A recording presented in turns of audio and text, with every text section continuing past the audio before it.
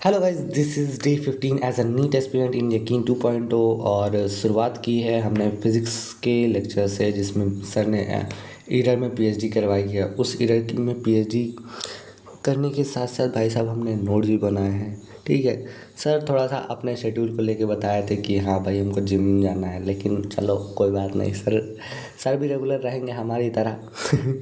और उसके बाद सर के नोट्स में सर ने कांस्टेंट वाला परसेंटेज एरर बताया है, पावर वाला परसेंटेज एरर बताया है, और एडिशन, सब्ट्रैक्शन, प्रोडक्ट और डिवीज़न, इतने इनके परसेंटेज एरर बताए हैं और क्वेश्चन करवाए थे, जिनमें से मेरे मैक्सिमम क्वेश्चन बन गए थे। लेकिन मुझे सबसे ज़्यादा दिक्कत आई लास्ट वाले क्वेश्चन में। ठीक है, जो कि y=sin θ वाला लास्ट क्वेश्चन था, जो कि जेई एडवांस का था।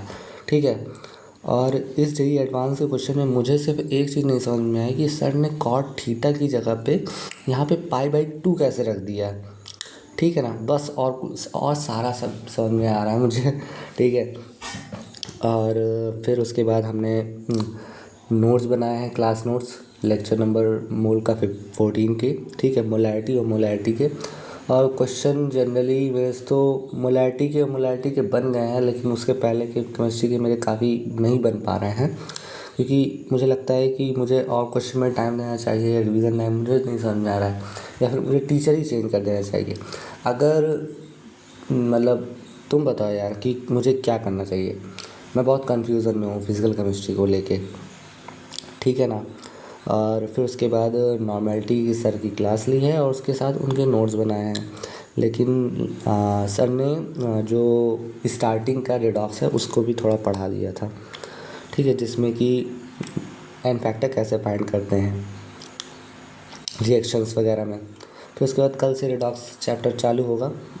ठीक है, और मैं सोच रहा हूँ कि अमित महाजन से कर लूँ, लेकिन अगर तुम बोलते हो कि हाँ अमित महाजन से मत करो तो मैं देखो सोचूंगा उसके बारे में। ठीक है, फिर उसके बाद हमारे लास्ट क्लास है विपिन सर की, और विपिन सर की क्लास में सर ने प्रोफेज, मेटाफेज, एनाफेज, टीलोफेज इसका रिवीजन करवाया था। फिर उसके बाद cytokinesis in animal cell and plant cell. ठीक है, और उस पर क्वेश्चंस और एनसीईआरटी पढ़ाई। और यहाँ पे केमिस्ट्री का मोल का 14, मोल का 15 लेक्चर, क्लास नोट्स, डीपीपी। ठीक है, तीनों में टिक लगाए, देख लो, क्लास नोट्स है, नोट्स और डीपीपी, ये 3 का सेक्शन है, तीनों में टिक लगाए। और फिज़िक्स में भी और बॉटनी में भी। और लेकिन जो जूलॉजी में ही टेस्ट एनालिसिस किया, मतलब मैं टेस्ट एनालिसिस करते वक्त सोच रहा था कि भाई ऐसे क्वेश्चन हैं जैसे फिगर वाले, तो मैं इनको मेंशन कर लेता हूँ उसी में, अपने एनसीईआरटी में। ये लिखने का मुझे फ़ायदा नहीं समझ में आ रहा था। तो तुम लोग टेस्ट एनालिसिस कैसे करते हो ये ज़रूर बताओ यार, मुझे मतलब थोड़ा सा हेल्प मिलेगी कि चीज़ें, हाँ, टेस्ट एनालिसिस किस तरह से करना है। और अगर कुछ क्वेश्चन से रिलेटेड डाउट वगैरह हुआ करे तो यार पूछ लिया करो कमेंट सेक्शन में, मैं तो चाहता हूँ बताऊँ। ठीक है, और मैं भी चाहता हूँ कि भाई मेरी प्रैक्टिस हो, लेकिन पहली बात तो मुझे कहना नहीं चाहिए क्योंकि मैं ऑलरेडी इतना नहीं कर पा रहा हूँ। लेकिन फिर भी हाँ यार, अगर तुम पूछोगे तो मैं कुछ बताऊँगा यार, ऐसा नहीं है कि नहीं बताऊँगा। ऑलरेडी है ही, कितने लोग हैं, गिनती के 19-20 लोग हो यार तुम लोग अभी तो फ़िलहाल। ठीक है, तो अभी मैं आराम से दे सकता हूँ, तुम लोग कमेंट करो दिल खोल के। ठीक है, और कुछ भी बात हो तो ज़रूर शेयर करो, और कैसा लगा ये तो बताना ज़रूर।